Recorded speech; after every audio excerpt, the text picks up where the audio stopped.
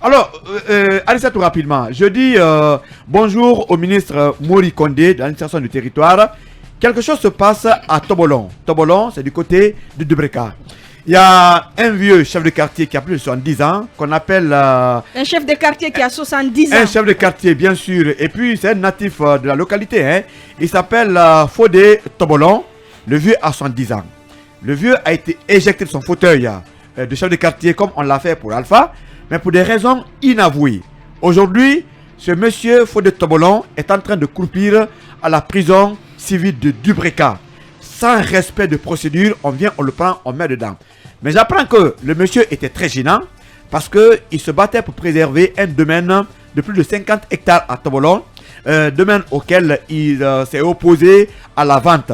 Donc j'apprends que Ali Kamara, chargé des collectivités à la préfecture de Dubreka, et le maire Mami Seni ont tout fait pour éjecter le monsieur. Et j'apprends que c'est un des leaders politiques, non les moindres de la place, qui serait derrière l'affaire parce que lui, il veut que le terrain soit vendu. Donc, on attire l'attention du ministre de la Justice, du ministre Mori Kondé, qu'un citoyen, un ancien chef de quartier, est dans les noufs du côté de Dubreka. Est-ce que vous avez essayé d'entendre les autres parties, Les autres parties refusent en tout cas tout contact. C'est pourquoi on est en train de donner ce signal. Alors, Arissatou, rapidement, l'autre bonjour, c'est au port autonome de Conakry.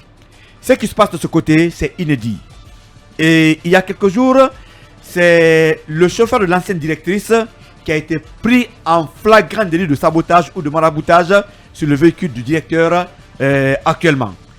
Le maraboutage. Oui, sabotage. Et ça maraboutage. Aussi, vous y croyez? Sabotage ou maraboutage. Parce que quand la dame Haribo n'est plus là, son chauffeur, on le retrouve sous le véhicule du directeur actuel.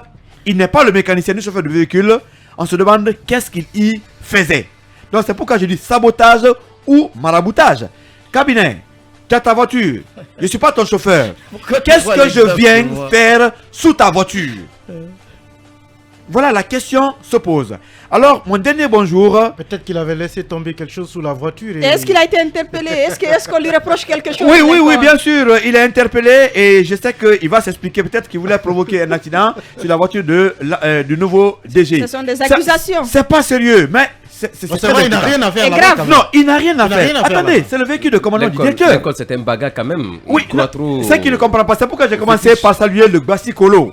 Je suis du Gbassi-Kolo, c'est très important. Voilà. Alissatou, c'est une question. Voilà, c'est une question purement humanitaire. C'est une sorte de SOS à une dame qu'on appelle Madame Kader Tousso. Cette dame a des problèmes de vision. Et on s'adresse au consulat de la France en Guinée.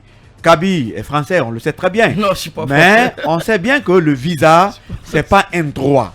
Ça, on le sait très bien. Mais il y a des situations pour lesquelles il faut plaider. Cette dame aujourd'hui ne voit plus parce que elle devrait aller faire son traitement du côté de la France où elle a quand même payé tous les frais de clinique d'hospitalisation. Elle a tous les papiers. On a des ophtalmologistes dans ce pays quand même. Oui, il faut qu'on arrête d'aller en France. Mais il faut arrêter, Arissatou. Si vous voyez que la bonne dame... Arissatou, si vous voyez que la bonne dame quitte la Guinée pour la France, aujourd'hui elle ne voit plus, c'est qu'elle a tenté plusieurs traitements. Et la vue, c'est la vie. Si vous ne voyez pas, votre vie n'a plus de sens. Est-ce que c'est par plaisir qu'on va débourser des millions de l'autre côté pendant qu'on a des guérisseurs à côté? On ne le ferait pas. Alors, j'ai ici le refus. Il a été dit que le visa a été refusé. Le motif évoqué par le consulat, il existe des doutes raisonnables quant à votre volonté de quitter le territoire des États membres avant l'expiration du visa. Et je rappelle que c'est une vieille femme. C'est une vieille femme qui a plus de 50 ans, plus de 60 ans d'ailleurs.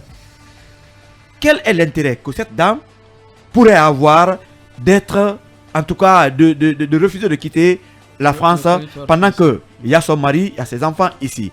Arissatou, je fais lecture du, du centre médico-social de l'ambassade de France en Guinée qui aussi est procédé à l'examen. Je vois ici Dr Catherine Ondé qui certifie avoir examiné le 22 2e 2022, Madame Kader Tousso, née le 17 3e, voilà, je ne dis pas cette date, atteste que son état de santé nécessite un traitement et une prise en charge à l'étranger. Ça, c'est le centre médico-social de l'ambassade de France. Comme pour vous dire que Vraiment, ce n'est pas une démarche clandestine. Il y a même la clinique du côté de la France qui a envoyé l'attestation de paiement. Ce document est bien sûr ici, avec moi.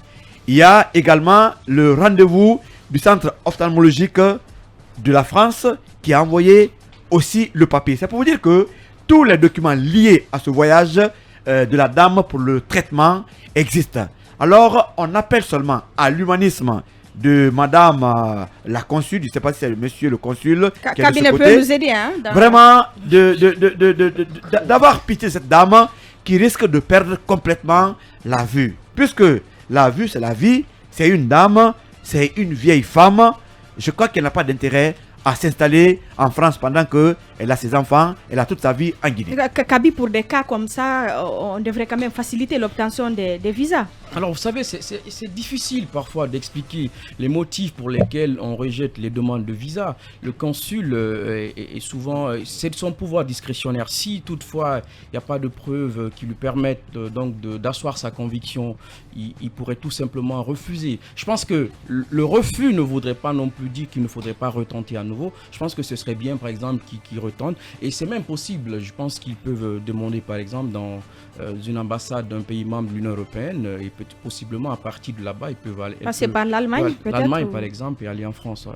Voilà, c'était donc notre tour de chauffe. Mirador se poursuit.